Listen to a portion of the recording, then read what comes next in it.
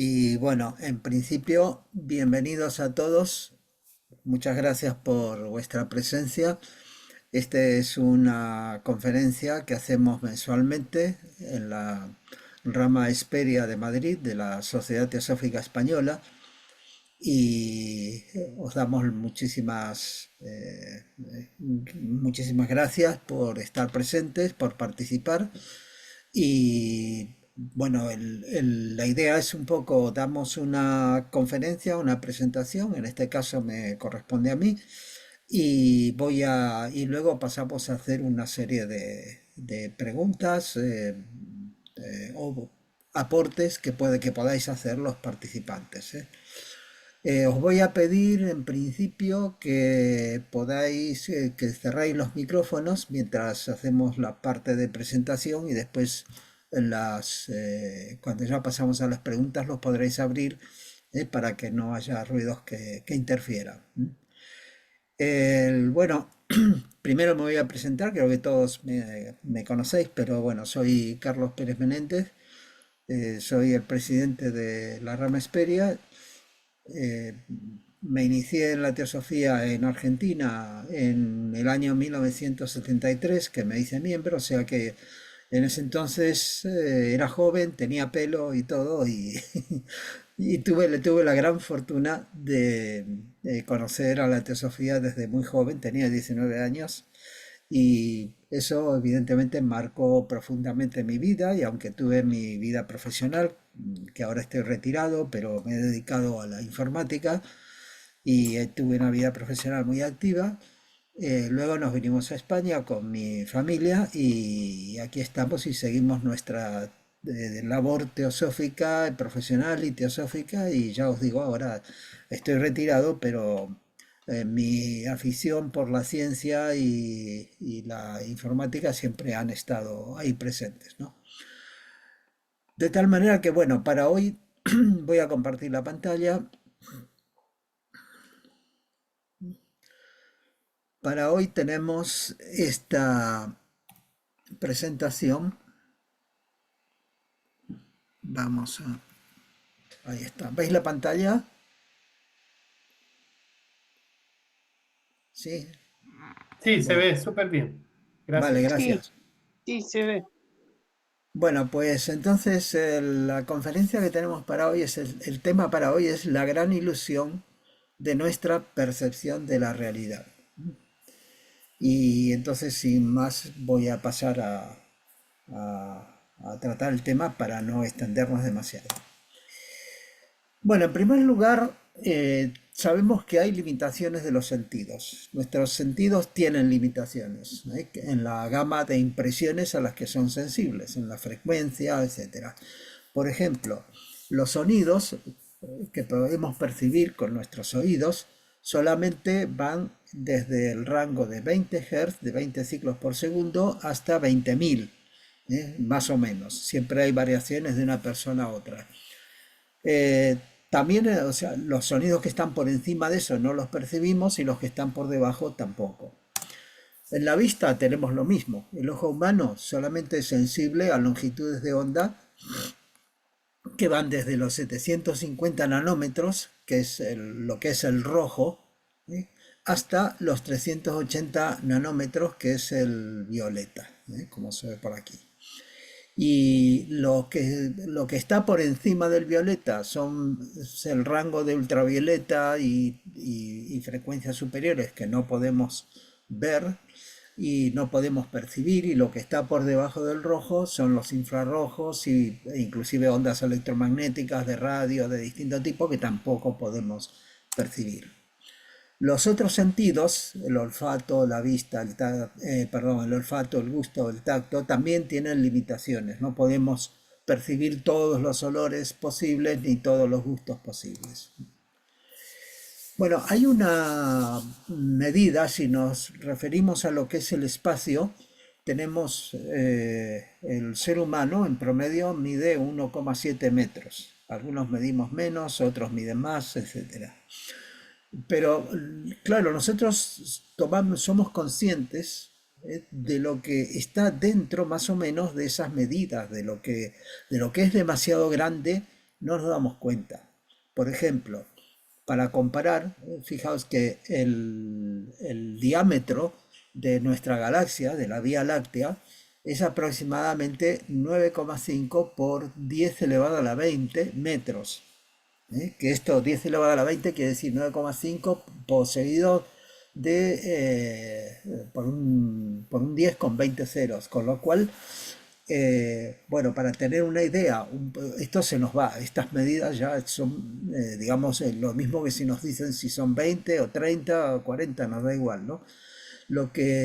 Para tener una idea, digamos que la luz tardaría en ir de un extremo de un diámetro a otro de la galaxia unos 100.000 o 150.000 años, ¿no? El tamaño todavía está, hacía poco hubo un trabajo que presentaron que decía que habían descubierto estrellas en la zona que se creía que ya no había, o sea que todavía podría ser un poco más grande. Bueno, la cuestión que esa percepción, esto es de lo muy grande, que no nos damos cuenta de ello, máxime si estamos dentro de ella, ¿no? Y tampoco de lo muy pequeño. El radio atómico es 1,6 por 10 a la menos 11 metros, o sea que tenemos que hablar de dimensiones muy, muy, muy pequeñas, de las cuales, por supuesto, no percibimos salvo que sea con instrumentos y con tecnología. En el tiempo también tenemos limitaciones. Nuestra percepción está limitada. Por ejemplo, no somos conscientes de cambios muy rápidos o muy lentos. Por ejemplo, el movimiento de precesión de los equinoccios, debido a la precesión hacia este movimiento, así como el de una peonza, ¿no?, del eje de la Tierra, tarda unos más o menos 25.000 años. Y nosotros no nos damos cuenta de ese movimiento, salvo que se haga unas mediciones muy precisas y todo, porque es realmente muy lento. El- vemos los sucesos en el tiempo como hechos individuales, como cosas individuales que han pasado y no como una corriente, como un todo. Por ejemplo, en la película en el cine es un ejemplo o una analogía, porque sabéis que en una película se va pasando por fotogramas y cada fotograma está un momento estático para que nosotros lo veamos y luego pasa al siguiente fotograma rápidamente y eso lo hace tan rápido, o sea, bueno, en el cine tradicional son 25 cuadros por segundo, de tal manera que el ojo ya por la persistencia de las imágenes en la retina piensa que es una animación, que realmente el objeto se está moviendo, pero es una ilusión, ¿no?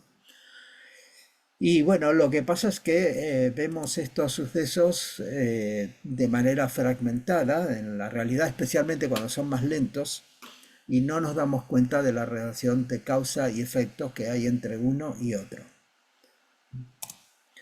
Hay un tiempo, además hay que decir otra cosa, que hay un tiempo físico y un tiempo psicológico. Cuando estamos en el tiempo físico es el que medimos con el reloj, el que se puede medir mesurablemente y del cual podemos decir son tantos segundos, son tantos minutos, tantas horas, etcétera. Cuando estamos en situaciones agradables, el tiempo psicológico cambia. Nos parece que pasa muy rápido, ¿eh? Cuando nos sentimos bien, tenemos un evento o algo, una situación inesperada que nos alegra y todo, nos parece que pasó volando. Pero si la situación es desagradable, como si tenemos que hacer un trabajo que no nos gusta o tenemos que estar en una reunión que nos parece mala y que no nos sentimos bien, nos parece, estamos siempre mirando el reloj porque parece que la hora no pasa nunca. Bueno, espero que eso no pase con esta conferencia, ¿no? Que no estéis mirando el reloj. Bueno, pero además hay una ilusión inherente junto al espacio-tiempo, a las dos cosas juntas. Porque fijaos lo siguiente, si vemos el firmamento, vemos el cielo estrellado de noche, en un lugar despejado o en el campo, lo que vemos no es lo que hay ahora realmente en el firmamento, en el universo, sino que lo estamos viendo en el pasado. ¿Por qué? Porque la luz de las estrellas que llega hasta nosotros ha tardado un tiempo en llegar. Para que os deis una idea, por ejemplo, la luz que sale del Sol, nosotros la recibimos 8 minutos y 20 segundos después. Y eso que es el Sol, que parece que está aquí nomás, pero tarda la luz, que es la velocidad máxima de la información en el universo, es 8 minutos 20 segundos. Si nos vamos a la estrella más cercana a la Tierra, al sistema solar, que es Alpha Centauri, son dos estrellas en realidad, la luz tarda 4 años, 4,3 años en llegar hasta nosotros. Es decir, cuando vemos Alpha Centauri es como era hace 4 o 3 años, 4 años. Sirio, que es una estrella muy brillante, que se ve siempre brillante en el firmamento, la luz tarda 8,6 años. Y bueno, si nos vamos a algo que venga del diámetro, o sea, que cruce el diámetro de la Vía Láctea, tarda 75.000 años. Y la galaxia más cercana que tenemos a la nuestra, que es la galaxia de Andrómeda, la luz de ella tarda 2,5 millones de años en llegar a la Tierra. Por lo tanto, todo lo que estamos viendo es el pasado, en realidad. Una estrella en este momento una supernova, por ejemplo, puede haber explotado, pero nosotros no lo vemos hasta que su luz no llega a nosotros, a lo mejor cientos de años después, depende de la distancia. El caso es que, además de esto, Einstein demostró que el espacio-tiempo, el continuo espacio-tiempo, es relativo y que se deforma o se distorsiona por dos cosas. Por el movimiento, que es lo que se demostró él con la relatividad especial, pero también se deforma por la masa de los cuerpos celestes, que es la relatividad general, y que ambas cosas están demostradas. Ahora bien, nuestra imagen de la realidad, aparte de esto, de estas limitaciones, tenemos que ver que nosotros, ¿cómo conocemos lo que hay afuera y lo que hay dentro y todo? Porque construimos imágenes mentales de lo que es la realidad basándonos en lo que percibimos a través de los sentidos. Con esas imágenes elaboramos modelos de la realidad. Por ejemplo, nosotros estamos viendo no sé, un determinado, un determinado suceso, como puede ser un animal que cruza una calle, y comenzamos a elaborar, dijimos, hemos visto el animal que está cruzando una calle, y empezamos a elaborar distintas hipótesis y modelos y qué es lo que pasará. Bueno, era, por ejemplo, si era un conejo de estos que hay por aquí en muchos lugares, dijo, bueno, anda suelto y se cruzó, vete a saber qué es lo que busca. Si, o podemos decir, se ha perdido, o en fin, elaboramos una serie de modelos para tratar de explicar esto que estamos viendo. Nuestra relación, lo importante es que nuestra relación con el mundo se basa en estas imágenes y en estos modelos que hemos creado. ¿eh? Y aquí, como ejemplo un poco cómico y frecuente, tenemos aquí un padre zarandeando, tirando hacia el hijo para arriba, ¿no? Que les encanta a los bebés y a los no tan bebés. Entonces dice, ¿cómo lo ve el papá? Bueno, pues lo tira así y luego lo baraja con las manos. Dice, ¿cómo lo ve el niño? Bueno, al niño le parece que lo están subiendo bastante. Pero ¿cómo lo ve la madre? Pues como que lo tira muchísimo para arriba, muy, muy peligroso. La ilusión, entonces, es la percepción errónea de una impresión o imagen sensorial. Aquí en la ilustración tenemos a un mago argentino que fue René Lavant, este hombre era manco, le faltaba un brazo, pero era un genio haciendo trucos con las cartas. Y decía él lo que solía decir, no se puede hacer más lento, porque te lo hacía adelante, te lo repetía y lo hacía más lento, y te lo repetía haciéndolo más lento, y claro, nunca le pillabas cuál era el truco, ¿no? Entonces, de la misma manera que un mago nos engaña haciéndonos creer, dándonos una percepción errónea de lo que está haciendo, porque seguro que él tiene las cartas trucadas o seguro que él ya tenía algo predispuesto. Entonces nosotros tenemos la impresión de decir cómo lo hizo, cómo lo adivinó. Bueno, esta ilusión es una interpretación subjetiva de las impresiones recibidas, es decir, otros pueden tener otra impresión, otra interpretación, y cada uno es subjetiva porque está en el terreno de la conciencia propia y está influenciada por muchos factores como las expectativas, la motivación o las experiencias previas que hayamos tenido.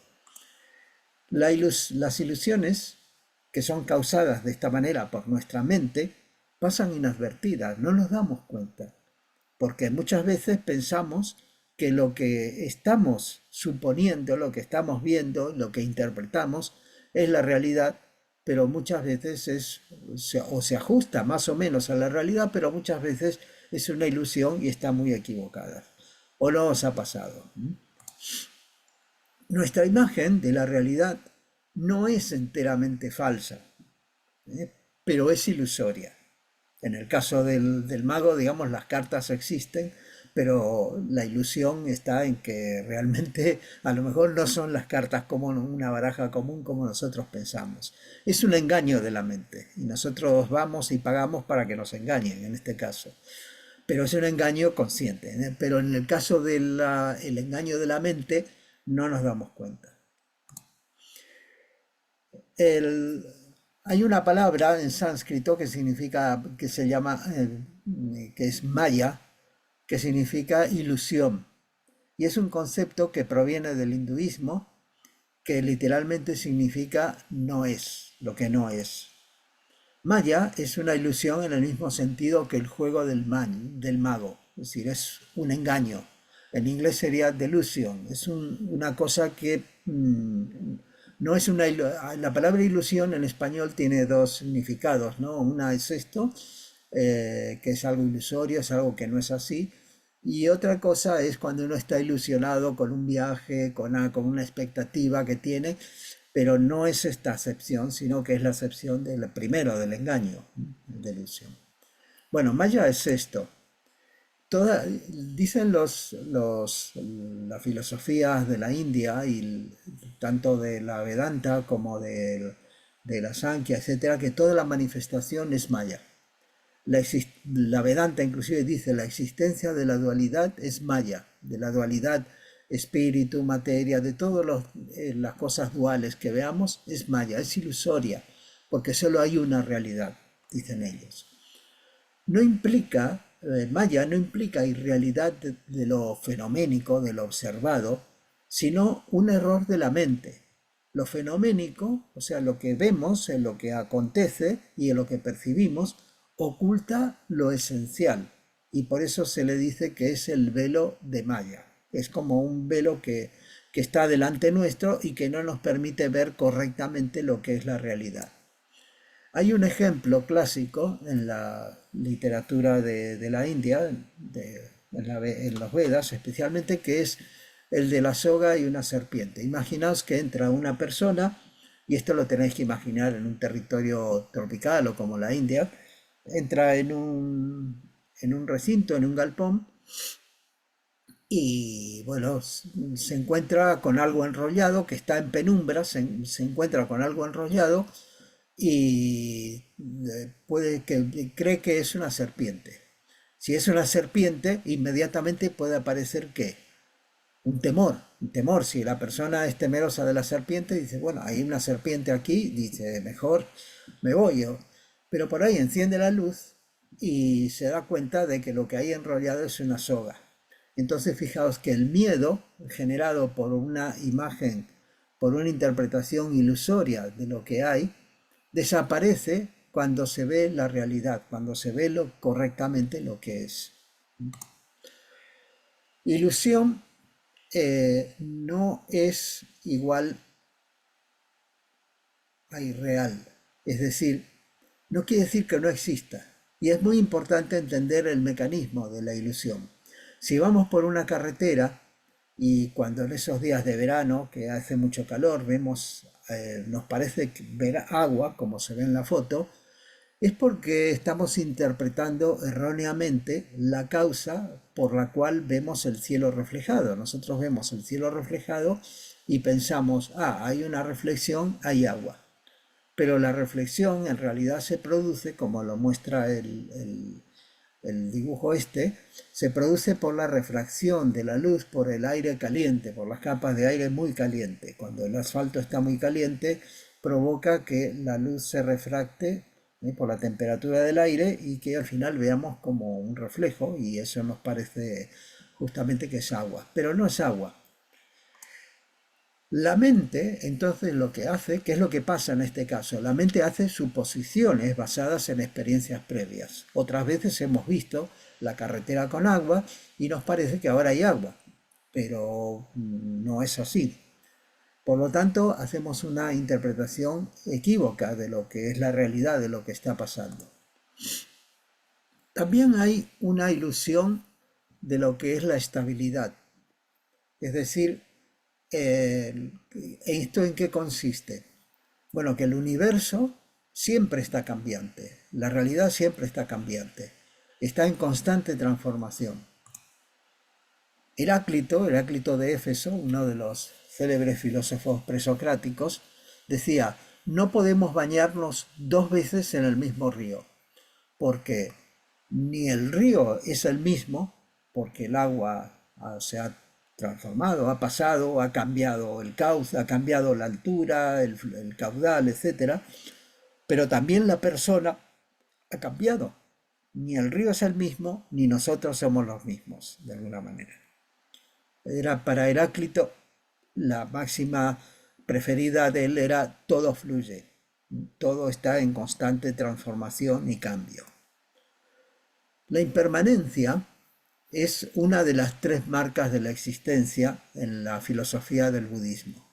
Es decir, todo lo que está agregado desaparecerá, tarde o temprano desaparecerá. Todas las cosas materiales desaparecerán. Todo lo que es inclusive en nuestra mente, en nuestros pensamientos, desaparecerán. O bien, por ejemplo, cuando aprendemos algo, estamos destruyendo unas ideas, unos pensamientos que teníamos y estamos aprendiendo y construyendo otras ideas, reemplazándolos o incrementándolos, pero de alguna manera implica un cambio. Construimos, lo que pasa es que, claro, nosotros en general no nos damos cuenta, especialmente de las cosas que son más estables, construimos un entorno de confort y pretendemos que no cambie y nos apegamos a él. Lo que son los edificios, las viviendas, los territorios, no sé, todo, los coches, todos los objetos materiales, todos absolutamente están destinados a desaparecer tarde o temprano. Es muy difícil encontrarnos con obras como las pirámides de Egipto que duran 5.000 o no sé cuántos años, o el acueducto de Segovia que tiene más de 2.000 años de antigüedad. En fin, esas cosas, construcciones, pero aún así algún día se desmoronará. Evidentemente algún día se terminará. El problema no es el cambio en sí, sino que nosotros estamos apegados, muy apegados a algo y pensamos que eso va a durar para siempre. Y eso no es verdad. Y este es un engaño, una ilusión que nos hace la mente. La ilusión está justamente en pensar que todo seguirá igual, que todo seguirá como lo percibimos ahora. Luego hay una ilusión también relacionada con la percepción de lo que somos nosotros mismos. Porque, ¿qué sabemos de nosotros mismos? ¿Qué es lo que sabemos realmente de nosotros mismos? Nos identificamos con nuestro cuerpo, nuestros deseos, nuestros pensamientos. Nosotros podemos decir, yo soy fulano de tal, mi nombre es este, mi profesión es tal, tengo esta edad, vivo en tal parte, pero todo eso son atributos que pueden ser inclusive variables, que pueden ser, algunos de ellos pueden ser cambiantes. Y nosotros nos identificamos con ellos. Si un día tenemos que cambiarnos de lugar de residencia, decimos, bueno, ya no vivo aquí y antes era, parece que esto era mi lugar, era parte de mi vida. Yo vivía aquí y ahora vivo en otra parte. Las situaciones han cambiado. Nuestros deseos y pensamientos también representan una ilusión en el sentido de que nos identificamos con ellos. Y por eso decimos, yo pienso, yo quiero, yo deseo. ¿eh? Eh, y muchas veces lo que pensamos lo ponemos por delante como algo inamovible que no estamos dispuestos a cambiar. Nuestra mente y emociones, porque trabajan de manera conjunta, tienen un aspecto consciente, pero también otro inconsciente más grande y que es casi desconocido para nosotros. Se emplea muchas veces la metáfora, como veis aquí, del iceberg, ¿no? Que tiene la parte que sobresale solamente la décima parte y el resto, los 9 décimos restantes, están bajo el agua. Entonces, la mente consciente es todo lo que percibimos de nosotros mismos, de nuestra mente, el razonamiento lógico, la memoria, pensamiento voluntario, acciones voluntarias, etcétera, etcétera. Todo esto. Pero la mente subconsciente es muchísimo más grande y tiene de todo, acciones involuntarias, pensamientos automáticos, memoria inconsciente, cosas que hemos registrado, que no nos acordamos, que pensamos que lo hemos borrado de la memoria. Sabéis, especialmente cuando alguien tiene un trauma, lo sucedido en el caso de un ataque, en el caso de que ha recibido una agresión, muchas veces no lo recuerda, pero en realidad está en el inconsciente. Hay emociones que están ahí que no queremos ver, eh, eh, estas estos típicos aspectos de emociones y de pensamientos de impulsos, que el psicólogo Carl Jung llamaba la sombra, y la sombra porque están ahí sumergidos, están en la sombra. Lo que pasa es que salen a flote cuando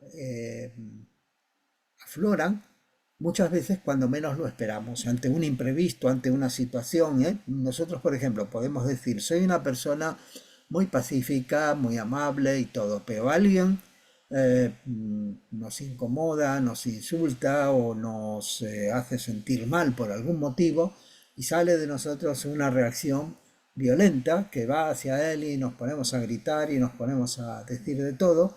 Y entonces ese aspecto no está, no lo teníamos bajo control. Ese afloró a la superficie y realmente nos desconcierta.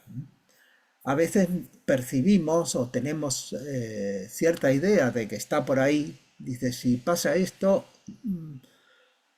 aflora mi sentido violento, mi sentido crítico. Pero bueno, hay que reconocerlo. No todo lo que está sumergido, hay que decir que no todo lo que está sumergido es malo para nada. También hay cosas muy buenas sumergidas. A veces somos capaces de sacar fortaleza pensando que somos débiles y sin embargo podemos sacar una fortaleza inesperada de una situación muy difícil que tenemos que remontar. Y a veces nos pasa, y eso estaba en el subconsciente, y es bueno. Y también nos tenemos que preguntar a la vista de esto, entonces, ¿qué sabemos de nuestra realidad interna, de nuestra semilla divina, es decir, de la parte más elevada que hay en nosotros, de lo que, bueno, Platón, los filósofos neoplatónicos y todos llamaban con distintos nombres, la semilla divina, la joya, etcétera, que está en el corazón de cada uno de los seres humanos. Estas son todas ilusiones, pero hay una ilusión que es grande, la gran ilusión, el Mahamaya, como se dice en sánscrito, la gran ilusión que es la separatividad. Es la creencia de que somos algo que está separado del resto. Y esto es la gran ilusión, es decir, que somos cosas o personas, seres separados de todo el resto. Creemos que estamos aislados, es decir, a lo que es aparentemente porque la vista nos lo dice, ¿no? Yo tengo este cuerpo, estoy aquí, tú tienes este otro cuerpo, estás allí, somos personas diferentes, pensamos distinto, tenemos distintos aspectos, edades, características, etcétera, y somos distintos y estamos aislados. Pero esa visión nos hace que generalmente nos embarquemos en una competencia y lucha, porque dice, los dos queremos, que hemos llegado a comprar el pan y se acabó el pan, queda una sola barra, dice, es solamente para uno de los dos. Entonces decimos, ¿con quién? Bueno, no, yo no necesito más, oye, que yo tengo invitados, ¿no? Esto, y ahí nos enzarzamos en alguna lucha. Siempre luchamos por o competimos y luchamos por recursos, por apreciación, por reconocimiento, por lo que sea. Y a veces, inclusive con aquellos que amamos. Con aquellos que amamos muchas veces discutimos, luchamos, peleamos, etcétera, y no nos damos cuenta de que con esto estamos socavando la relación. La idea de que la vida es la lucha por la supervivencia, una idea muy común que han traído los biólogos evolucionistas, pues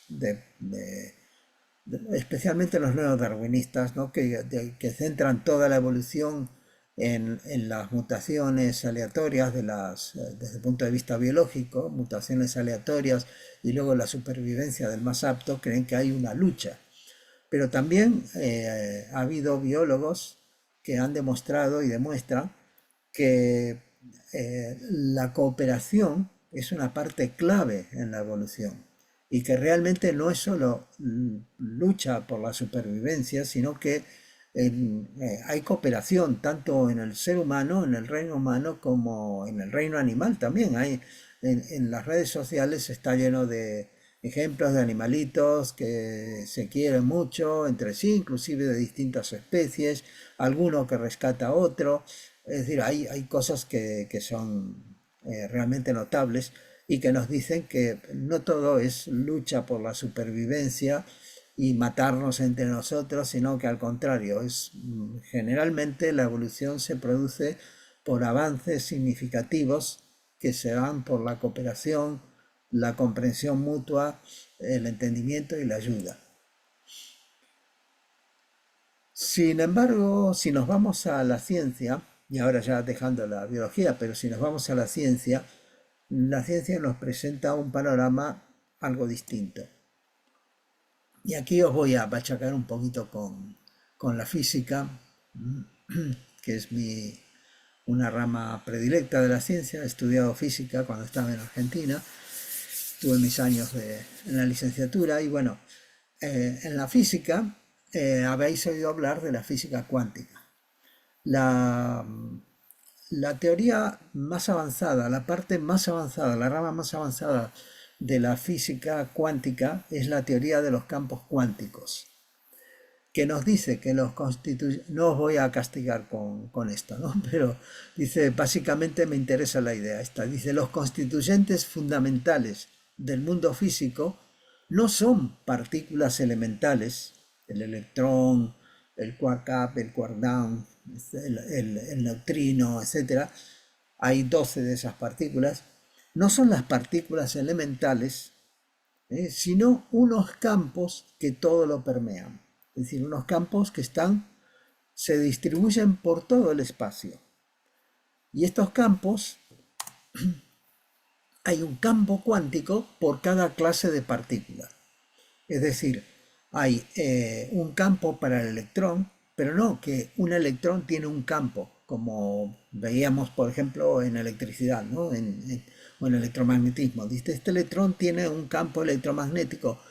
No, estamos hablando de campos materiales, de campos cuánticos. Quiere decir que todos los electrones del universo pertenecen a un campo. Y todos los electrones no son más que ondulaciones, singularidades dentro de ese campo cuántico del electrón. Hay un campo cuántico también para el quark up o el quark down, que son lo que constituye prácticamente toda la materia, salvo los electrones, los elementos conocidos. Eh, Hay campos también para las otras partículas más extrañas, como los neutrinos, los muones, etcétera. Y hay también un campo, el famoso campo de Higgs, que es el 13º, que es el que explica cómo las partículas adquieren masa. Con el mecanismo de Higgs, bueno, es una cosa un poco extraña, pero básicamente la teoría de los campos cuánticos dicen que en el universo existen los ladrillos elementales, no son partículas, bolitas localizadas aquí y allí, sino que estos son como efectos o como singularidades dentro del campo. Las partículas materiales entonces son ondulaciones o singularidades de estos campos, y que por lo tanto el universo físico no está hecho de partículas sino de campos. En esto hay un doctor, David Tong, el profesor David Tong, que tiene un vídeo muy bueno que os recomiendo muchísimo si os interesa el tema. Está en YouTube, se llama justamente la teoría de los campos cuánticos. Él habla en inglés, pero tiene subtítulos en español. Y realmente os lo recomiendo mucho, es muy muy bueno, tiene 6,5 millones de visualizaciones y algunos que lo han clonado también. Pero bueno, él explica todo esto de una manera fantástica. Y dice lo siguiente, él dijo esto, todos los electrones que están en vuestros cuerpos no son fundamentales. Todos ellos son ondas del mismo campo subyacente. Y todos estamos conectados con los demás, igual que todas las ondas en el océano pertenecen al mismo océano subyacente. Los electrones en vuestros cuerpos son ondulaciones del mismo campo que los electrones en mi cuerpo. Esto lo ha dicho este señor David Tong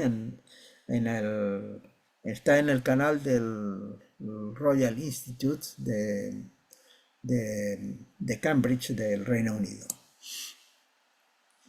Otro fenómeno cuántico también, el entrelazamiento cuántico. Muy extraño, sorprendente, tanto que sí que ni Einstein lo comprendía. Decía que dos partículas pueden tener sus estados cuánticos vinculados de tal modo que ellas forman un sistema único, aunque estén en posiciones físicamente distantes. ¿Qué tan distantes? Pues se ha comprobado con 1000 kilómetros o más. ¿Esto qué significa? Que si afectamos a una partícula, afectamos también a la otra. Y no es que haya una señal de alguna manera o electromagnética o gravitatoria o de alguna manera que viaje a la velocidad de la luz, que vaya hasta la otra partícula y le afecte y le haga cambiar. No, es que sucede instantáneamente.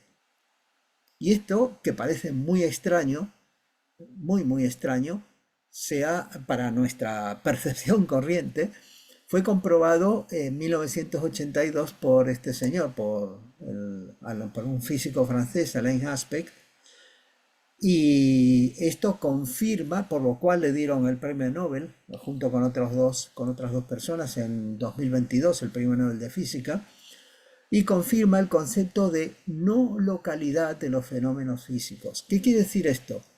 Que lo que nosotros vemos erróneamente como un fenómeno que pasa aquí, esta partícula está aquí, en realidad está esparcida por todo el espacio. Y todo lo que hay a miles de kilómetros y más allá, también de alguna manera le afectan. Es decir, que está todo entrelazado. No solamente es de partículas de a pares, también se ha observado este fenómeno en sistemas de partículas. En el Bhagavad Gita, un clásico de las escrituras hindúes, dice, cuando Krishna le dice a su discípulo Arjuna, dice, nada es superior a mí, oh Dhanarjana, todo entretejido está en mí como sarta de perlas en hilos de collar. Es decir, está todo vinculado. La cosa no se queda aquí. Hay algunos que han ideado, algunos científicos, que han ideado un modelo del universo que es el modelo holográfico del universo. Es como, y dicen, el universo es como si fuera un holograma, que tiene dos órdenes o dos aspectos. Un aspecto que le llamaron, esto lo idearon estos dos señores, David Bohm, que fue un físico, trabajó con Einstein y luego desarrolló una interpretación de la teoría de la cuántica notable. Y Carl Pribram, que era un neurólogo, que también observaron que, bueno, que ellos lo que habían observado es que había muchas cosas que tenían las propiedades como si fuera un holograma. ¿Qué propiedad tiene un holograma? Que lo puedes proyectar desde distintos lugares y ves distintas vistas. Pero que además, si tú registras, cortas, el holograma es una placa que se hace con un método especial que tiene como unas ondas de interferencia y todo, pero que tiene una propiedad muy singular, que si tú cortas un pedacito, un trocito de este holograma y lo proyectas, no obtienes, por ejemplo, en este caso era un holograma que representa cuatro piezas de ajedrez, ¿no? No tienes, por ejemplo, la cruz del rey o el, qué sé yo, o el hocico del caballo, sino que tienes toda la imagen, con menor resolución o desde un ángulo en particular, pero es que el todo, toda la imagen está en cada trocito del holograma, no importa que lo saques de una esquina, del centro o de lo que sea. Entonces, por eso lo que decía David Bohm es que hay un orden implicado que es esa realidad fundamental que no vemos, pero que es la que está ahí, la que produce todo, la causa de todo. Y hay un orden explicado, que es el que vemos, por eso de explicado, que es el universo fenomenal, el que vemos, que sentimos, que percibimos, el que medimos, etc. Y ellos lo que decían, bueno, este lo crearon en los años 50, Bohm y Pribram, decían que el orden explicado es una expresión o despliegue del orden implicado, como una de las posibles proyecciones del holograma. Esto es un modelo que no es que sea la corriente principal en la ciencia, en la física, además es un modelo más bien filosófico, es polémico para la mayoría de científicos, pero está utilizado y respaldado por un número creciente de pensadores y también de científicos. Y coincide con algunas tradiciones antiguas, como ahora vamos a ver.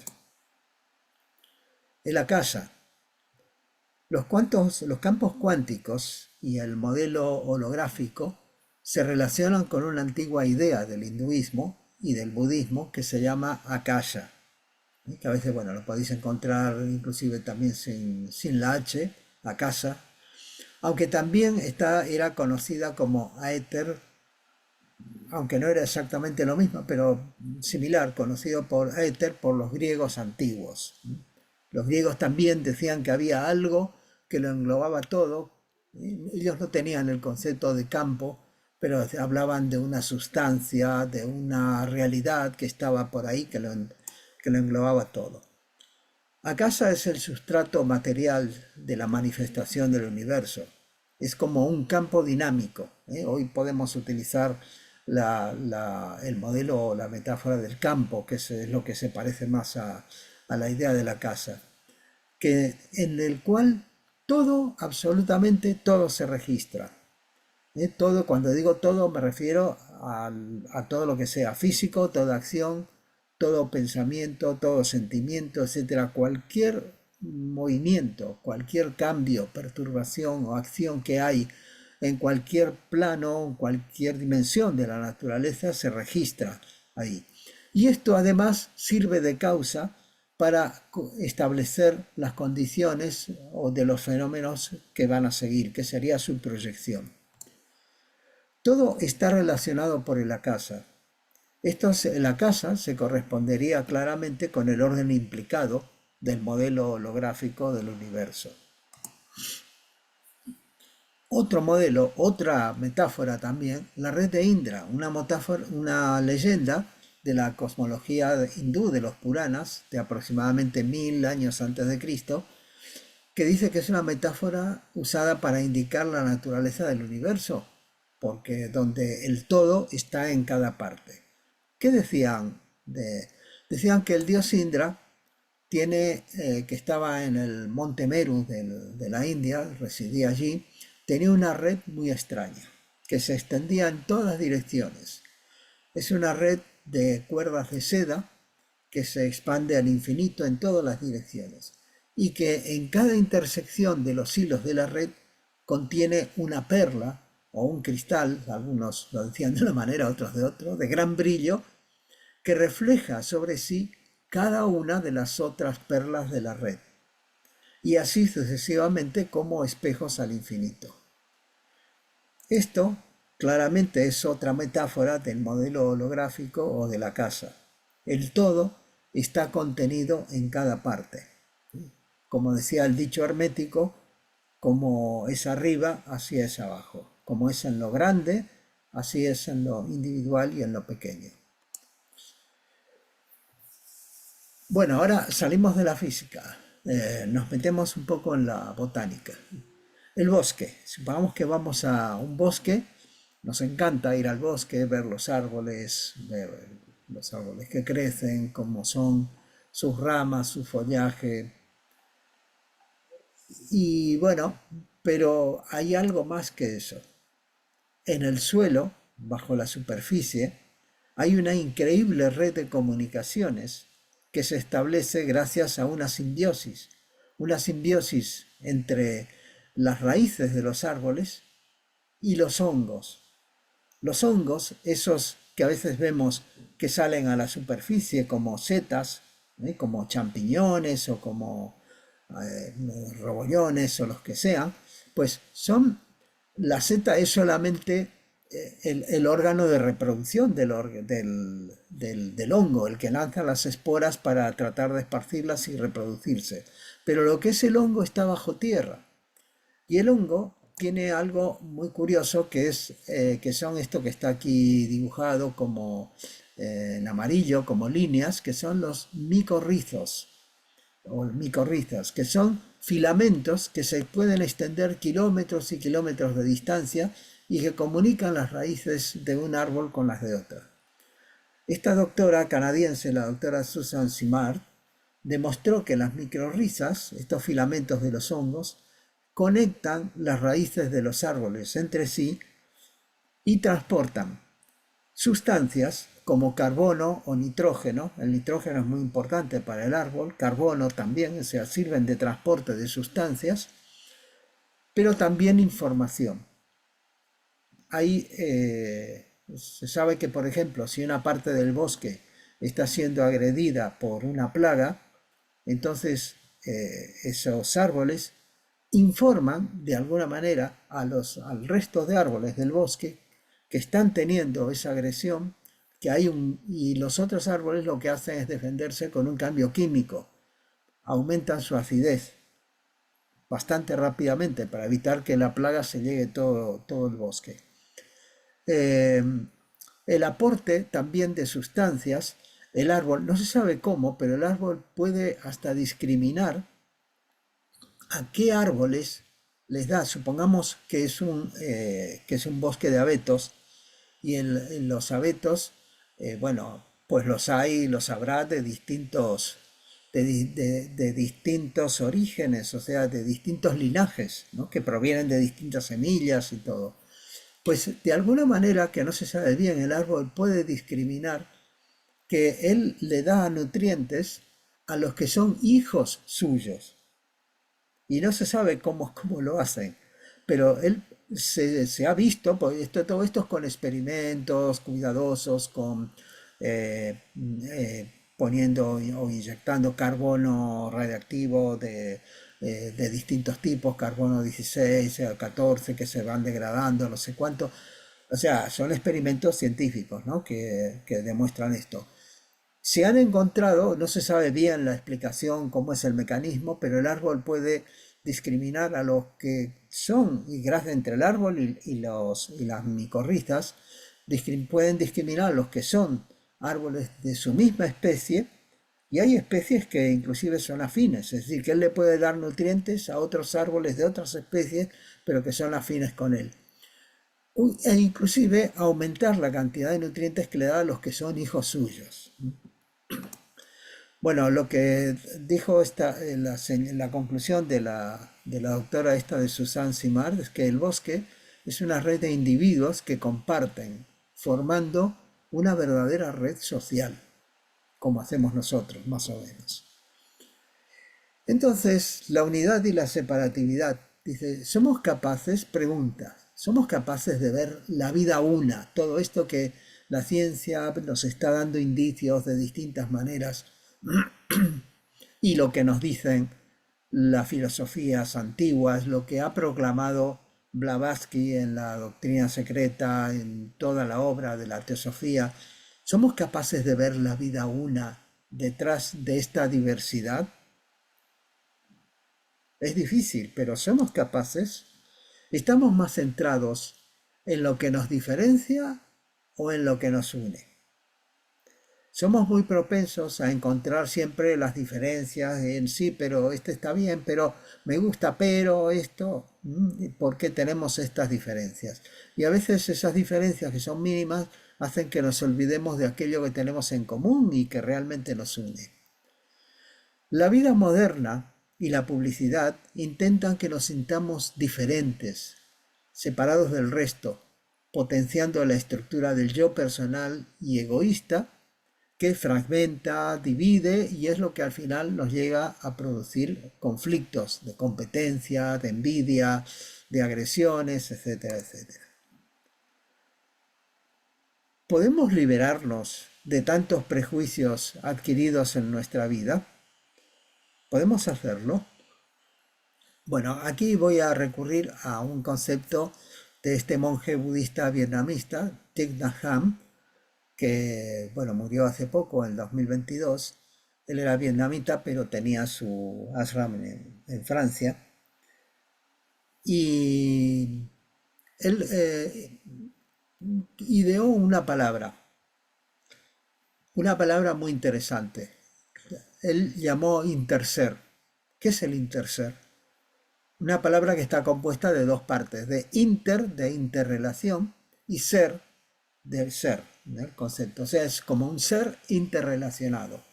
Porque parece que cuando uno dice ser, nos estamos refiriendo a uno aislado. Y entonces él ideó esto, interser, como una forma de comprender la interconexión profunda entre todos los seres y los elementos del universo. El interser expresa la idea de que nada existe de manera aislada, que eso también es uno de los pilares del budismo. Todo está interrelacionado. Él decía, intersomos unos con otros y con toda la vida. Él decía, yo soy porque tú eres y tú eres porque yo soy. Por lo tanto, intersomos. El interser también tiene implicaciones ecológicas y sociales, porque las relaciones estas interrelaciones no solo se dan entre seres humanos, se dan con todo. Él tenía un ejemplo para explicar esto, no tenemos tiempo para detenernos demasiado, pero él decía, por ejemplo, que en una hoja tenemos que ver una nube, en una hoja de papel tenemos que ver una nube, porque la hoja de papel existe porque se sacó de un árbol. El árbol existe porque tuvo agua, y el agua vino de una nube que originó lluvias. Dice, y aún si seguimos avanzando podemos ver el sol. Dice, porque sin el sol no habría habido ni lluvias, ni árbol, ni papel, ni persona que escribiera en el papel. Es decir, que todo está absolutamente relacionado. Muchos problemas del mundo, como la explotación ambiental, derivan de la ilusión de la separación entre los seres humanos y el resto de la naturaleza. El concepto de interser busca transformar esta conciencia y dirigirnos hacia una percepción que sea más conectada y compasiva. Volviendo a la mente decíamos que fragmenta la realidad. Nuestra mente produce malla al dividir la realidad en fragmentos. Los fragmentos son visiones parciales. No vemos la totalidad. Y aquí cabe el refrán este que dice: los árboles no nos dejan ver el bosque. Vemos a veces las cosas parciales, pero no vemos el conjunto. Muchas veces vemos sucesos en nuestra vida, vemos lo que tenemos, cómo estamos, dónde vivimos, con quién estamos, etcétera, pero no vemos la vida como un todo, que ese sería el bosque. Somos el resultado de encarnaciones anteriores y de la relación con el medio ambiente y con otros a través de nuestras experiencias en esta vida. Y eso es una cosa completa.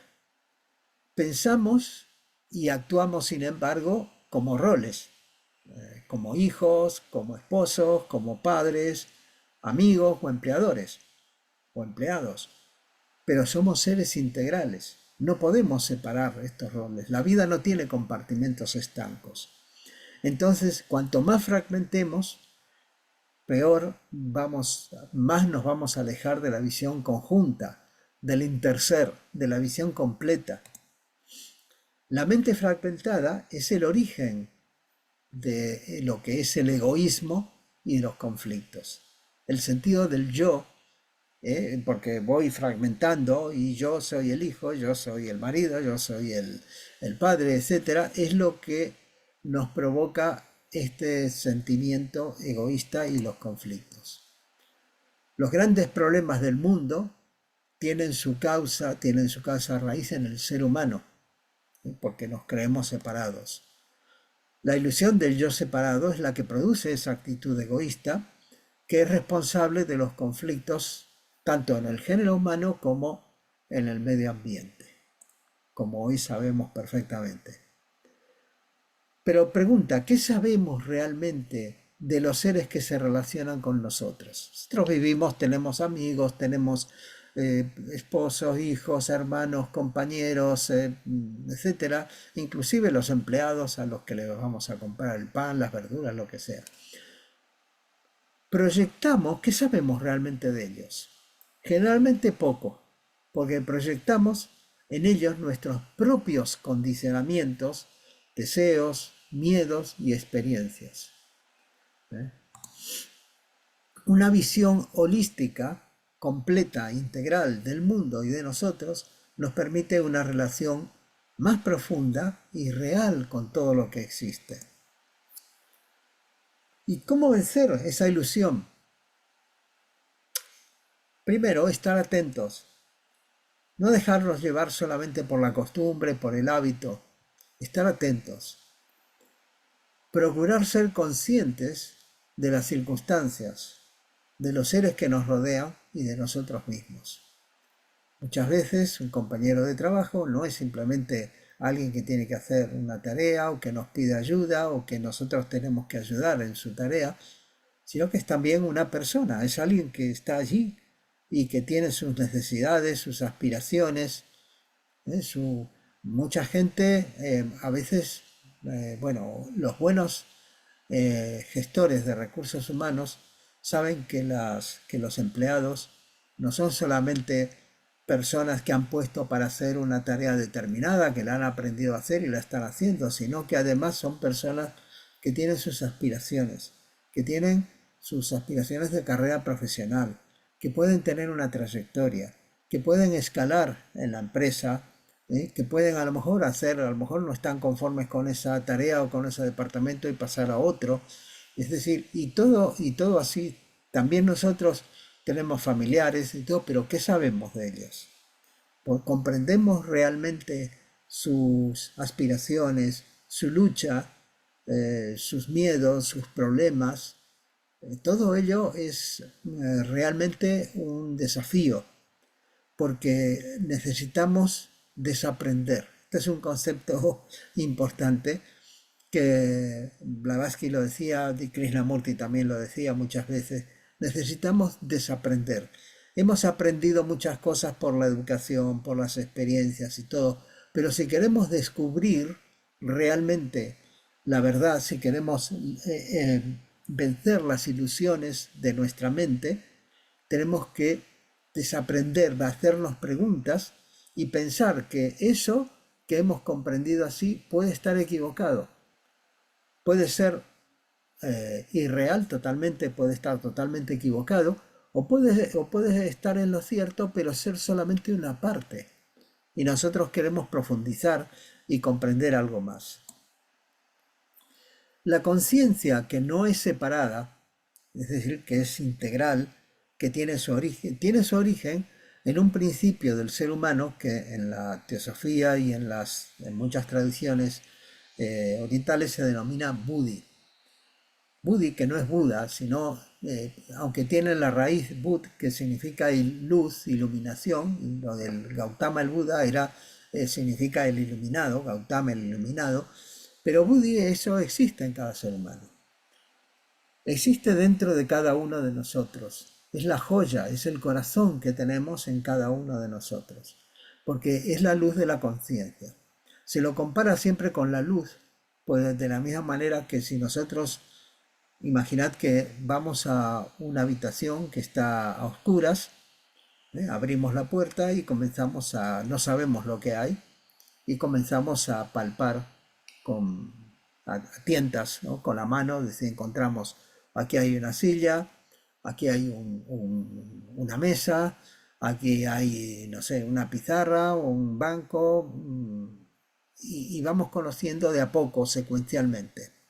Pero de repente encontramos la llave de la luz, encendemos, se ilumina y de repente, de un vistazo, tenemos conciencia de todo lo que es la habitación.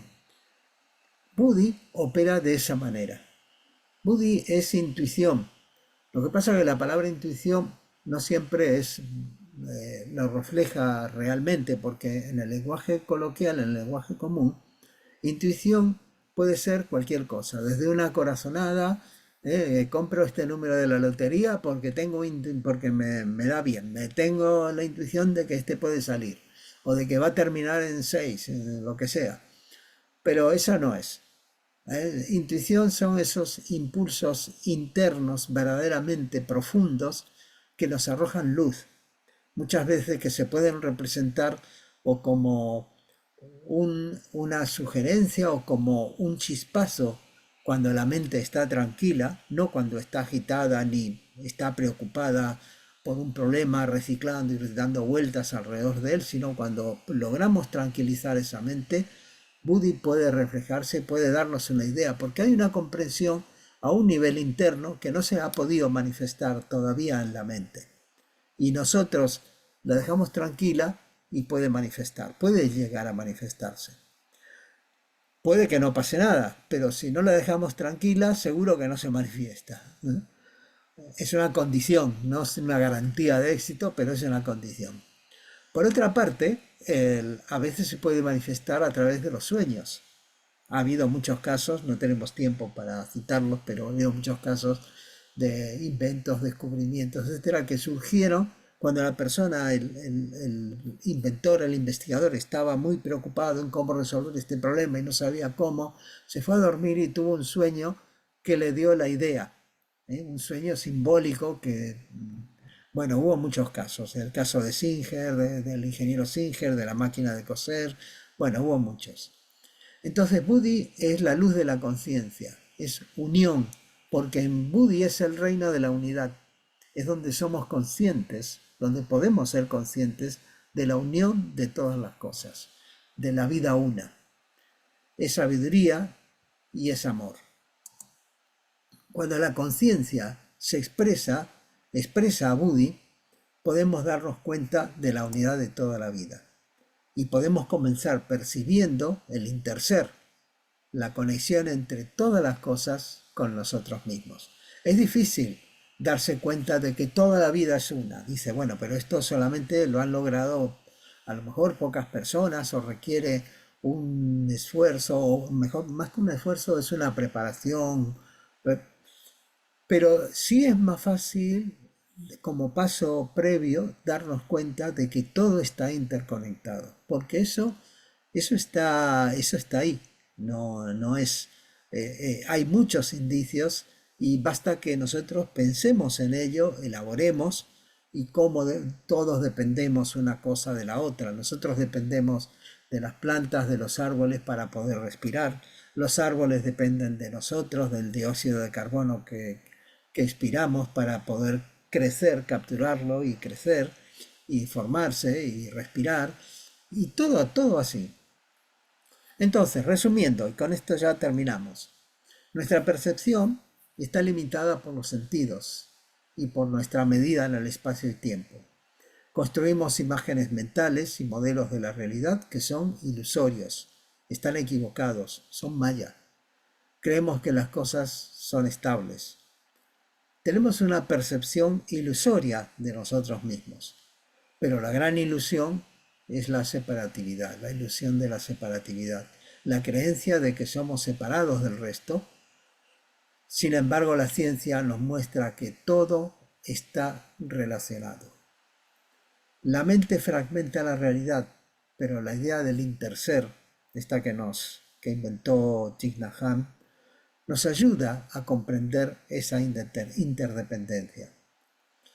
Poniendo atención, no dejándonos vivir alegremente, estando distraídos, sino poniendo atención, podemos ser más conscientes de la profunda interrelación en todo el universo.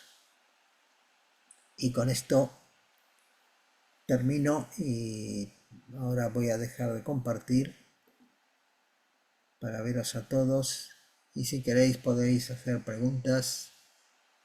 Aquí vale. Ya veo que tenemos a Francisco que ha levantado la mano. Francisco. Gracias, hermano. Primero, darte las gracias por esta estupenda conferencia. Muy interesante para investigar, para reflexionar.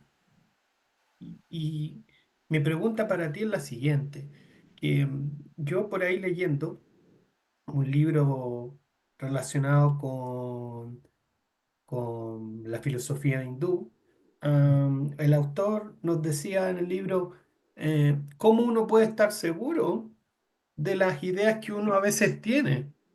Porque como tú ahora nos estás hablando que uno precisamente va formándose una idea del mundo o de la vida que uno vive, pero es una idea simplemente, no necesariamente es así. La Ujú, interpretación que tengo en cómo me relaciono con una persona, cómo veo a alguien, a una dama o a un varón, es ujú, solo mi idea, no es que esa persona sea así realmente. Y así uno también puede tener erróneos conceptos o ideas erróneas, equivocadas en relación a la filosofía, en relación a cómo ujú. vivir la vida. Y entonces, claro, mi pregunta para ti es, cuando uno está así y piensa que uno tiene una idea y que uno está en lo correcto, y pudiendo no serlo, el estudio, la lectura, la reflexión puede ayudar también a disipar esa ignorancia de creer estar en lo cierto cuando uno no lo está. Bueno, esa es la pregunta y reitero mi gratitud por la presentación. Gracias. Gracias a ti, Francisco, estimado Francisco. Mira, a ver, nosotros eh, tenemos ideas, efectivamente, pero estas ideas, como tú bien dijiste, pueden ser falsas, pueden estar equivocadas. ¿Cuál es la única manera de saber si están en lo correcto? Estudiando libros, a ver, todo ayuda, ¿no? Pero lo que es decisivo, estudiar evidentemente y comprender el punto de vista de filósofos, de escritores, de otros, nos puede ayudar. Especialmente para si lo vemos con mente abierta, ¿no? Es decir, si estamos dispuestos a desaprender. Es decir, es decir, bueno, a aceptar que podemos estar equivocados o incompletos. Pero lo que la meditación, la reflexión, la experiencia, al reflexionar sobre las experiencias que vivimos, también es lo que es necesario, es bueno, ayuda. Pero lo que más ayuda, evidentemente, es hacernos preguntas. Las preguntas son lo que marcan la diferencia. Si aceptamos las cosas y no nos hacemos preguntas, ¿y esto por qué? ¿Y esto será así? ¿Y esto, de, por qué llegué a esta conclusión? ¿Cómo lo saqué? ¿O qué hay detrás de esto? ¿Eh? Eso es lo que realmente puede hacernos avanzar, descubrir algo, porque al final esto no es algo que hay que leer. La teosofía a veces algunos dicen erróneamente, bueno, erróneamente según mi punto de vista, por supuesto, como todo esto, ¿no? Todo es mi punto de vista, pero algunos dicen, bueno, esto es cuestión de que hay que estudiar teosofía, pero luego hay que practicarlo. No. Eso sería si fuera a lo mejor un oficio, una habilidad, ¿eh? Pero en este caso lo que hay que hacer es descubrir. Uno puede leer muchísimo, pero si no te planteas esto en la vida, no te planteas las preguntas, no te haces preguntas para cuestionar inclusive, ¿y esto por qué dice que esto es así? A ver, ¿y esto cómo es? Tú dices preguntas significativas que tengan impacto en mi vida, que a mí me importe la pregunta, Claro, que claro, sea un motor que me impulsa a seguir investigando, no una pregunta de efectivamente, tipo intelectual, sino que efectivamente. algo así, ¿no? Sí, y preguntas con humildad, es decir, preguntas reconociendo que yo tengo un conocimiento parcial, porque si cree que lo sé o que lo sé, si creo que lo sé todo, pues ¿para qué voy a hacer preguntas? ¿No? Vale, ¿está bien? Vale, gracias. Bermari, adelante, abre tu micrófono. Gracias, muchas gracias. Primero que nada, siempre sus palabras me ayudan mucho a reflexionar. Me gusta mucho y en esta ocasión, por supuesto, también. Pero de pronto, bueno, yo quisiera hacer dos comentarios. El primero es cuando habló de los árboles y de las micorrizas, no, Micorrizas. micorrizas, Es que sin son las R, flores. micorrizas, mico de hongos y rizas de filamentos. Micorrizas son. Mm, Recordé mucho que cuando yo tuve la ocasión de tener a un alumno de posgrado que hacía su tesis justamente sobre ese tema. Y este alumno decía que el problema en su área de estudio, que era un bosque aquí cerca dentro del estado de Puebla, el problema era que ahora cuando los recolectores de hongos tomaban iban a hacer el proceso de recolección de los mismos, llevaban bolsas de plástico ajá, en vez de llevar canastos de mimbre. Y ujú, esto estaba afectando profundamente la dispersión de las semillas de los hongos y estaba empobreciendo todo el hábitat como consecuencia de una mala práctica a partir mm, de usar bolsas de plástico que no permitían que se esparcieran las esporas con exacto. relación a anterior, ¿no? Entonces yo quería hacer ese comentario. Y en Mm, segundo lugar, quería también, usted ahora le acaba de contestar al hermano Francisco sobre este asunto de cómo saber si tenemos la razón o no. Y pensé mucho también que el método de Krishnamurti para compartir era justamente a base de preguntas, ¿no? En los ujú, últimos tiempos, antes que dar una respuesta, siempre preguntaba y preguntaba, pero también de manera, digamos, complementaria, él decía que teníamos que eh, bueno, más bien, él decía que teníamos que dejar de pensar, ¿no? Y ujú, se me ocurre que cuando él decía, dejemos de pensar, en realidad nos estaba diciendo, estén aquí y ahora, ¿no? Perciban su entorno, perciban, más que piensen, perciban. Y en claro. esa percepción, generalmente cuando lo hacemos, que no es, por supuesto, más que momentos, al menos en mi vida, uno descubre que se siente parte de esa unidad, ¿no? Por ejemplo, de los árboles, de los animales. Entonces, creo que ese tipo de actos también nos contribuyen mucho a definir si tenemos verdad o no en lo que vamos formulando en nuestra mente, ¿no? O al menos sabemos que verdad es relativa, en Ujú, tanto la amplitud de lo que es la verdad y en ujú. tanto el hecho de que pues hay una impermanencia continua, ¿no? Ese era mi comentario. Muchas gracias. Muchas gracias, Bermari. Buen comentario, sí, porque, a ver, el hecho de, primero, la mente no se puede parar, es decir, la mente está siempre funcionando, igual que la respiración, igual que las emociones y todo, ¿no? Estamos siempre activos, pero la mente puede funcionar de una manera turbulenta, es decir, como el torrente de un río que pasa entre las piedras y hace unos rápidos y va el agua así muy agitada, o puede funcionar de manera serena, estar tranquila, y entonces en el agua tranquila sabemos en la superficie del agua tranquila que se puede reflejar lo que hay en la otra orilla, la montaña, los árboles, etcétera. Es cuando decimos dejar tranquila la mente, significa dejarla en paz. Es decir, efectivamente, como bien señalaste, a lo mejor retirarnos a reflexionar, simplemente a conectar con la naturaleza, salir del problema que tenemos, salir de de las ideas que estamos. Y cuando establecemos una conexión, es que estamos poniendo en práctica esto del interser, es decir, que realmente nos estamos conectando con otros seres, cambiamos este enfoque y si la mente ha dejado esa agitación, esa por tratar de resolver ese problema, entonces puede venirnos una inspiración, una verdadera inspiración de Budi.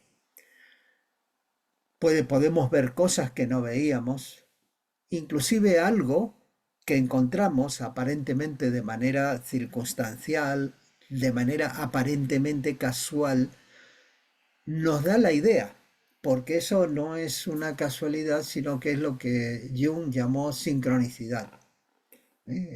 Coincidencias que no son causales, una no es causa de la otra, pero son coincidencias y que son significativas para uno. Y esas sincronicidades son las que nos dan pistas a veces, porque son como que la mente inconsciente nos pone en el lugar en que necesitamos recibir ese mensaje o ver esto que antes no veíamos. Porque el Budi está también ahí en la mente inconsciente, es la parte poderosa de de la mente inconsciente, no es todo, no son todos traumas, ni temores, ni cosas malas. Ahí está un potencial muy grande para desarrollar. Y efectivamente el retirarnos, contemplar la naturaleza, pasear un tiempo en la naturaleza, nos permite ese tipo de tranquilidad que posibilita eso. Gracias, Bermari. Gracias. Patricia. Hola, gracias, muy amable. Tenía dos preguntas. La primera es que a mí me resonó mucho en la mente cuando usted decía de que entonces, ¿por qué creamos estas divisiones en la mente, estas separaciones, esta idea de envidia, celos, por ejemplo, o de separar todo, como que disgregamos todo, que hay una desconexión, ¿verdad? Ujú, Pero a la vez, yo pensando y reflexionando en responder esa pregunta, y según lo que entiendo al final con el resumen, y si no, corríjame, lo comprendo más bien por el lado de ser consciente y a la vez practicar la meditación. ¿Es así o me equivoco? Esa es la primera pregunta, tengo dos. bueno, primero es ser conscientes. Para ser conscientes necesitamos, igual que necesitamos alimento para el cuerpo, necesitamos alimento para el alma. Ese alimento para el alma puede ser pues el estudio, la meditación, el paseo consciente por un lugar que nos tranquilice, con el cual nos conectemos, la experiencia artística. eh, pero lo que necesitamos para ser conscientes de esto es en el momento, porque claro, eso está muy bien, pero en el momento que salimos y estamos teniendo dificultades y esta persona que tenía que venir para hacernos un trabajo, pues no vino y estamos detrás de él y no cumplió y no sé cuánto, necesitamos ahí atención. Atención, porque enseguida la mente intenta decir, ah, contra este que no cumplió, a este se va a enterar, ya va a ver. Pero necesitamos atención. Atención para comprender todo dentro del contexto, para no centrarnos y no fragmentar porque en ese momento vemos solamente el maldito este que no vino, ¿eh? El carpintero o el albañil que no vino.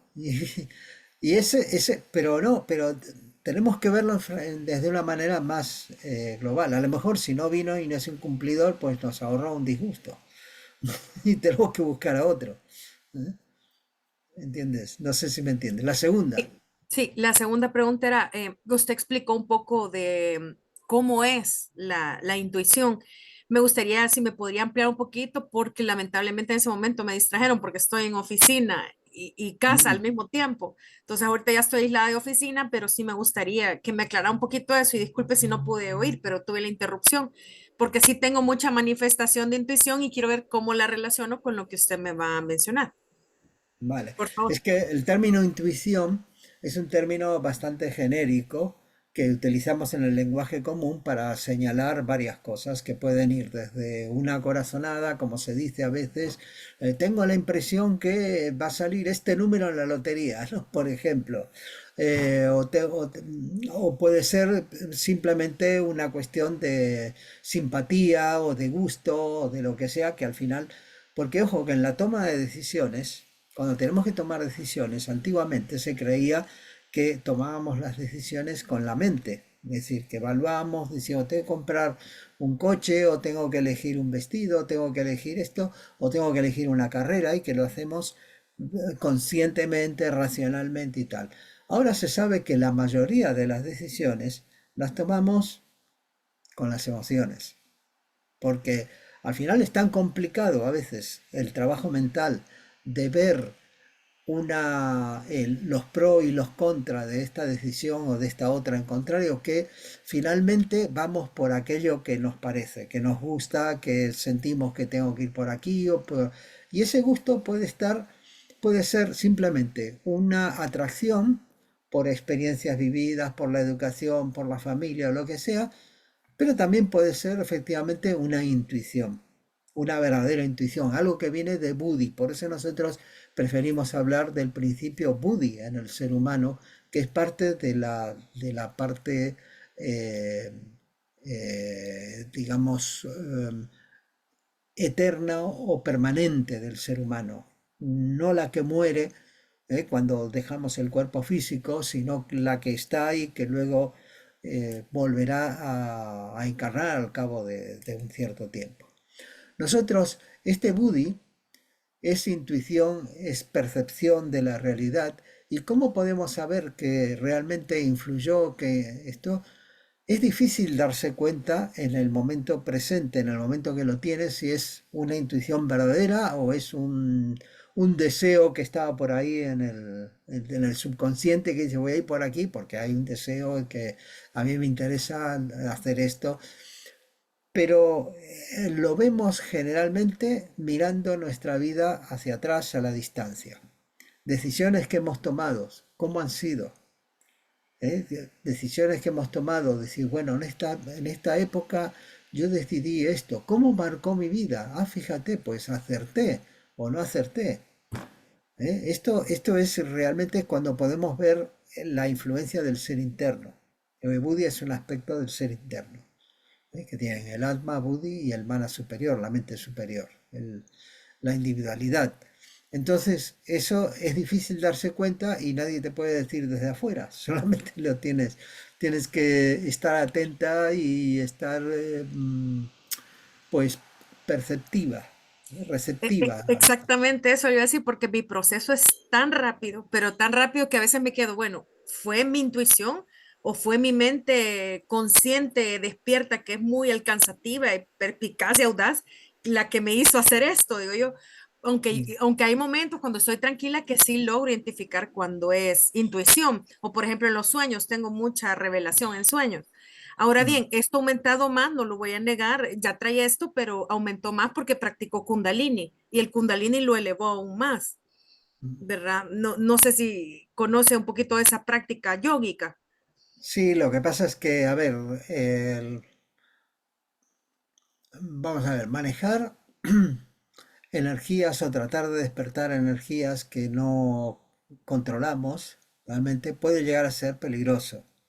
¿Por qué? Porque esas energías despiertan en nosotros acciones o cosas, reacciones que estaban ahí dormidas, y si no hay una purificación adecuada, es decir, si no hay primero una etapa de purificación, cuando digo purificación no me refiero a la purificación victoriana, no de esto de ser así almidonados o muy puritanos, sino realmente una sinceridad, un autoconocimiento de aquello que hay sumergido, como el iceberg, esto, lo que hay sumergido ahí en la mente inconsciente. Lo único que puede hacer el despertar esas energías es despertar al monstruo que está ahí aletargado. Aquí Francisco, bueno, veo que pidió la palabra y te voy a hacer intervenir porque tenías algo bueno que decir respecto de cómo saber si algo es intuición, si se refiere a una decisión buena o una decisión, si era intuición o no era intuición. Francisco, dilo. Ah, ok, bueno, estaba escrito en el chat, Sí, pero pero por bueno, de eso. acuerdo a lo que se desprende de bueno, en el glosario teosófico también nos hablan un poco sobre la palabra intuición, que, bueno, en realidad es una percepción directa de lo que es. Así como nos hablaba hoy día en la conferencia el hermano sobre que uno no percibe bien los colores o todos los colores, o no percibe uno todos los oídos o todos los sonidos. También en relación a lo que nos interesa, que es en relación a nuestra interpretación de la vida y de la realidad, pues cuando tenemos una percepción directa de lo que son las cosas. Es Mm, decir, por ejemplo, cómo mi mente va separando entre mí y tú, pero percibir eso, al darte cuenta de esa ilusión, de que uno en forma ya está tan acostumbrado, habituado a hacer esa separación, el ver el hecho de eso ya comienza ahí entonces a activarse esa intuición porque tú te das cuenta. Entonces no es algo que más que lo hayas leído, sino que ujú, lo ves. claro. Ves no con los ojos, sino que con la conciencia, podría decirse. Y eso es percepción directa. Y es otro ejemplo puede ser cuando uno tiene un amor inegoísta, cuando tú te das cuenta de ese amor inegoísta, que está muy bien lo de tu comentario, Patricia, o pregunta porque si nosotros tomamos decisiones en la vida basadas solo en nuestro bienestar individual, pues ahí uno podría ver qué es lo que uno está, en qué posición uno está tomando esas decisiones, Mm, versus a que uno toma decisiones importantes en la vida, pero basadas en el bienestar colectivo. Entonces, para la misma situación uno puede tomar decisiones solo pensando en uno o pensando en todos. Y mm, ahí también está la intuición, sobre todo. Y en la medida, y ojo, lo que dice Carlos con respecto a esto del Kundalini es así. Bueno, yo como miembro también de la Sociedad Teosófica te insto a que dejes esa clase de prácticas, porque la energía que está en todos nosotros, ese principio búdico va poco a poco a desarrollarse, a manifestarse en uno, conforme uno vaya comprendiendo, conforme uno vaya practicando meditación, vaya leyendo, vaya haciendo un ejercicio teosófico de altruismo, en forma espontánea los vehículos se van a alinear para que esa energía se haga presente. El trabajo inverso, que es intentando que la energía aparezca por fuerza para que uno recién ahí haga un cambio, puede traer muchos problemas para uno. En mm, cambio, lo que se recomienda en teosofía es lo que acabo de decir, que es a través de este proceso de estudio, meditación y servicio, lo otro se va a manifestar porque está dentro de nosotros y alrededor de nosotros. Perdón, hermano, por la intervención. Usted me pidió que no, al hablara porque contrario. hice el Al comentario. contrario, gracias. Sorry. Lo único, añadiría una cosa, y es que las decisiones que tomamos y vistas a la distancia, a veces no está en claro cuando tomamos la decisión si va a ser bien para todos o no. Simplemente se nos presenta algo. Nuestro ser interno nos pone en ese lugar y nos impulsa de una manera muy desconocida a veces, que nos empuja de alguna manera esa voluntad, porque, bueno, tengo que ir por aquí. Y no sabemos cuál va a ser el efecto, cuál va a ser el resultado. Y luego con el tiempo nos damos cuenta. Decimos, vaya, esto sí que fue importante. ¿Y por qué tomé esa decisión si yo mentalmente no sabía? si iba a ser beneficioso, no iba a ser beneficioso para mí, para los demás y tal. Y ahí está. ¿Eh? Eso es como lo veo.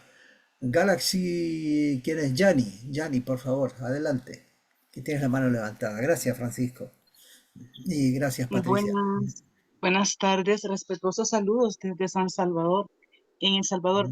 Muy interesante la ponencia. Quisiera solicitar si habrá una próxima o si ya tienen alguna sobre el tema de los tres cerebros. O sea, tengo entendido hasta donde he estudiado que tenemos el cerebro en la cabeza, tenemos neuronas en el corazón y tenemos también el intestino, o sea, la función intestinal que funciona como un complemento del cerebro.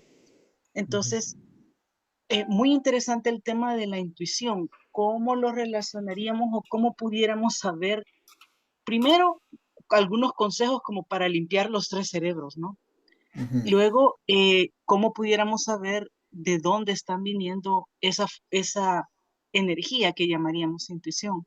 Si ujú. viene de la parte ventral o si viene de nuestro corazón o si viene de los cerebros, porque ya está estudiado que tenemos no dos hemisferios, sino que cada hemisferio tiene 6 componentes, o sea que son 12 subcerebros, digamos. Ujú. Entonces, si me pudieran dar algunas sugerencias sobre eso, muchas gracias. Bueno, a ver, estas conferencias tienen digamos, un programa. La próxima conferencia va a ser el 24 de abril, el jueves 24 de abril a las 18:30 también.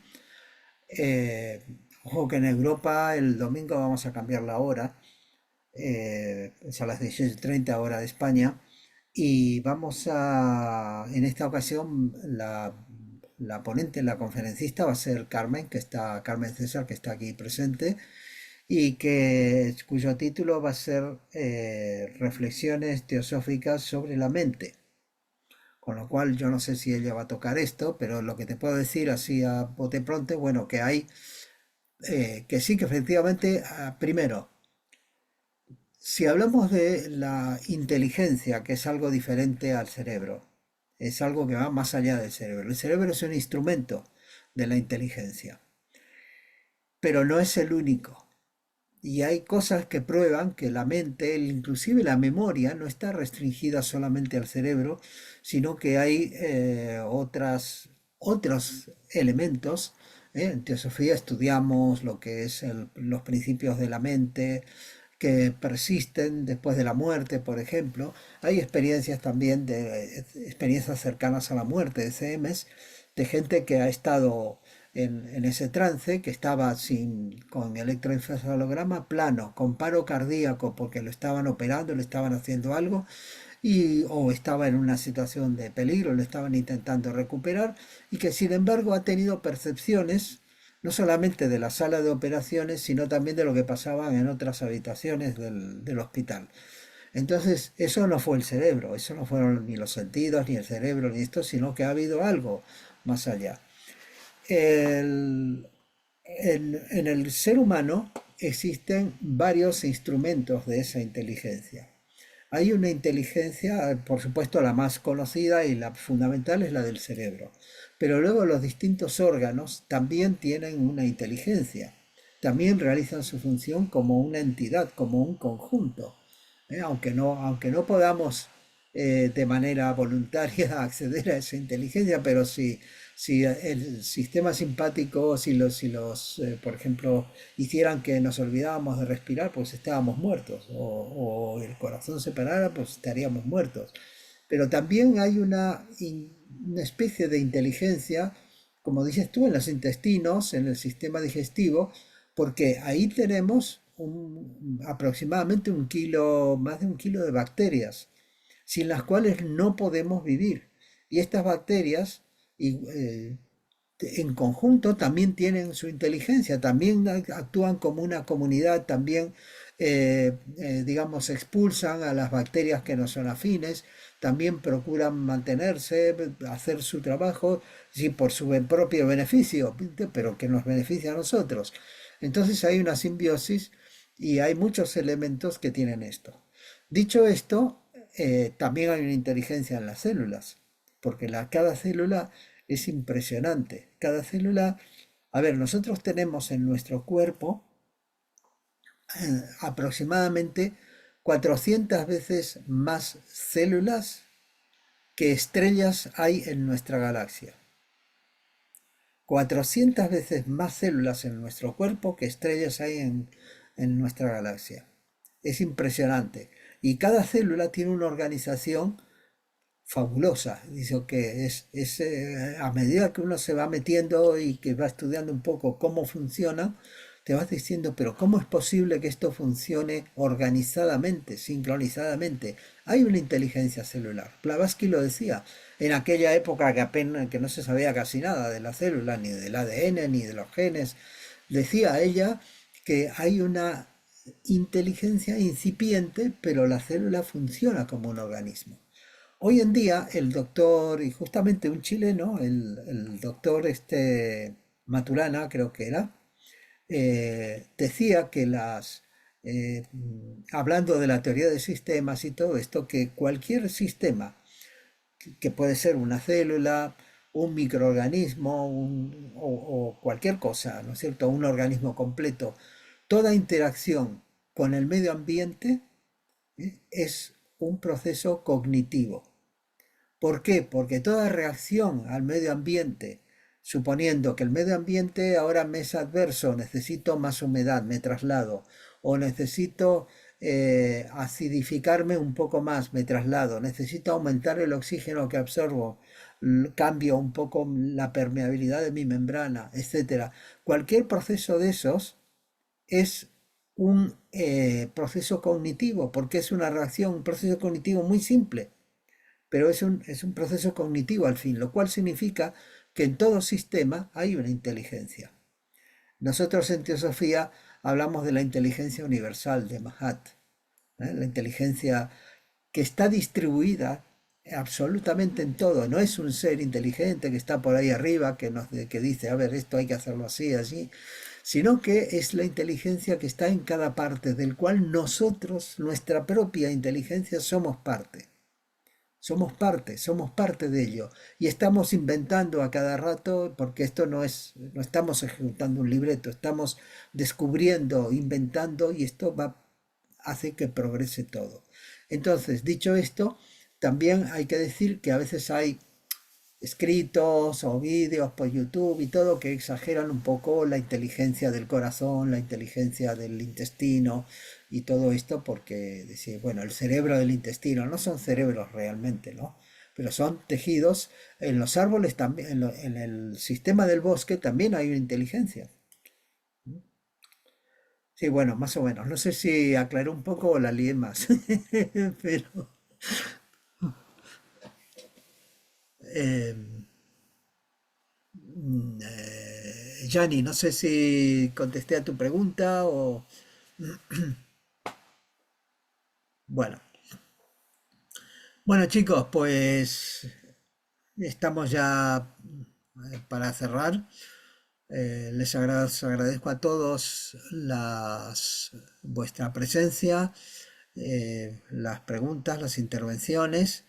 Y este vídeo se va a subir al canal de YouTube de la Rama Esperia. Y como os decía antes, os convoco para el próximo 24 de abril, en el cual Carmen aquí nos va a hablar sobre algunas reflexiones precisamente sobre la mente. Reflexiones teosóficas sobre la mente. Así que Carmen, te queda a ti el testigo. Muchas gracias a todos. Gracias, Carlos. Estuvo genial. Bueno, gracias. Espero que sea útil. Sí, gracias Sí, igualmente. sin Me duda. ha encantado la exposición y la manera de envolver todo. Realmente interesante y Muy bien. constructiva. Pues Gracias. bueno, chicos, nos vemos en abril. Gracias. Gracias, Gracias. Carlos. Nos Abril. vemos. Bye, bye.